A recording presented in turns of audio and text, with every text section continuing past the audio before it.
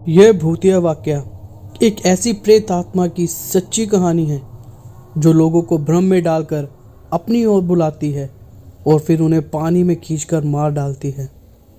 यह बात तब की है जब मैं अपने गांव में रहता था। अब मैं जॉब करता हूं, इसलिए अब मैं शहर में रहता हूं। तो बात कुछ ऐसी है कि मैं अब गांव में जिस स्कूल में पढ़ता था उसके पास ही एक बावड़ी थी। और जो लोग बावड़ी के बारे में नहीं जानते उन्हें बता दूं कि यह पानी का एक स्रोत होता है। यह बावड़ी बहुत पुरानी है और इसमें का जो पानी है इसका इस्तेमाल कोई नहीं करता। इस बावड़ी के आसपास कई सारी झाड़ियां आदि उग चुकी हैं।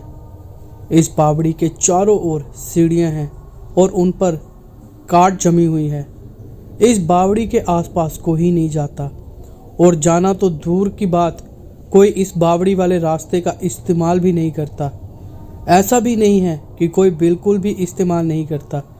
कुछ लोग जाते हैं इस रास्ते से, पर केवल दिन में, और वो भी केवल 2 या 3 लोग एक समूह में। कहते हैं कि बावड़ी के अंदर एक ऐसा भ्रम जाल है जो लोगों को अपने वश में कर लेता है और उन्हें इस बावड़ी के पानी के अंदर डुबो लेता है। और इतना ही नहीं, मरने के बाद उस व्यक्ति की लाश तक नहीं मिलती। कुछ दूसरे लोगों का मानना है कि इस बावड़ी में एक खजाना छिपा हुआ है और जो कोई भी उसे लेने जाता है वह रहस्यमय तरीके से गायब हो जाता है। ऐसा हमारे यहाँ के लोग कहते हैं। पर मेरे साथ एक ऐसा खौफनाक वाक्य पेश आया जो इन बातों का खंडन करता है। एक दिन मैं शाम को घर के लिए सामान खरीदकर वापस घर लौट रहा था, तो मैंने सोचा कि उस बावड़ी वाले रास्ते से निकल जाता हूँ। क्योंकि वो एक छोटा सा रास्ता था तो मैं उस रास्ते से जाने लगा। उस समय शाम हो चुकी थी और केवल थोड़ा उजाला था। और जब मैं उस बावड़ी के किनारे से निकल रहा था कि तभी मैंने देखा कि एक आदमी उस बावड़ी की एक सीढ़ी पर खड़ा बावड़ी के पानी की ओर देख रहा था। मैं भी चलते चलते उसे ही देख रहा था कि तभी वो मेरी ओर देखने लगा और ज़ोर ज़ोर से हंसने लगा। मैं ये देखकर चौंक गया कि ये आदमी उस जगह पर क्या कर रहा है और मुझे देखकर ऐसे हंस क्यों रहा है। कुछ 2 कदम चलने के बाद मैंने देखा कि वो आदमी अपने घुटनों के बल बैठकर पानी में किसी को देख रहा था। तभी बावड़ी के अंदर कुछ हलचल हुई और बावड़ी से एक भयानक सा दिखने वाला आदमी, जिसके शरीर पर मांस तक नहीं था, केवल हड्डियां ही दिखाई दे रही थी, उस आदमी को खींचकर पानी के अंदर ले गया। यह देखकर मैं काफ़ी ज़्यादा डर गया और डर के मारे मेरा गला सूखने लगा। और 1 सेकंड के लिए मैंने उस आदमी को बचाने के बारे में भी नहीं सोचा, पर दूसरे ही सेकंड उस जगह से तेजी से भाग गया। मुझे इस आदमी के डूबने से ज़्यादा इस बात से डर लग रहा था कि वो खूंखार आदमी कौन था जो उस बावड़ी के पानी से निकलकर उस आदमी को अंदर खींच के ले गया था।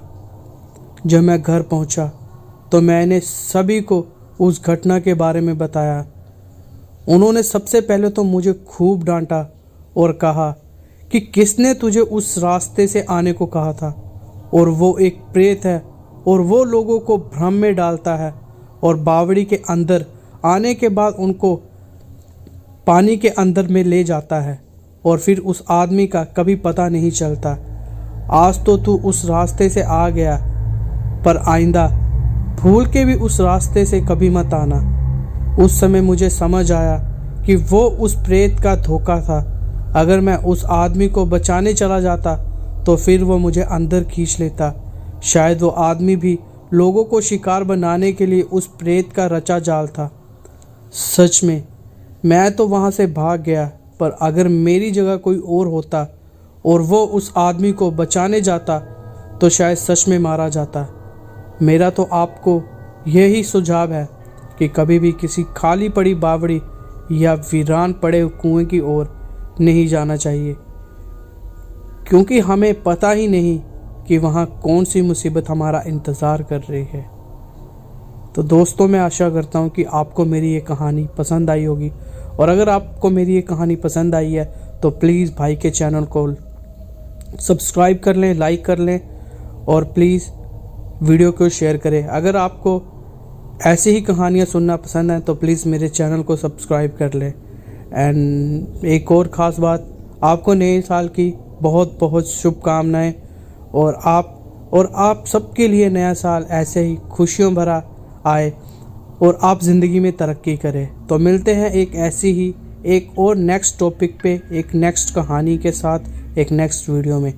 राधे राधे दोस्तों, आपको नए साल की बहुत बहुत मुबारकें।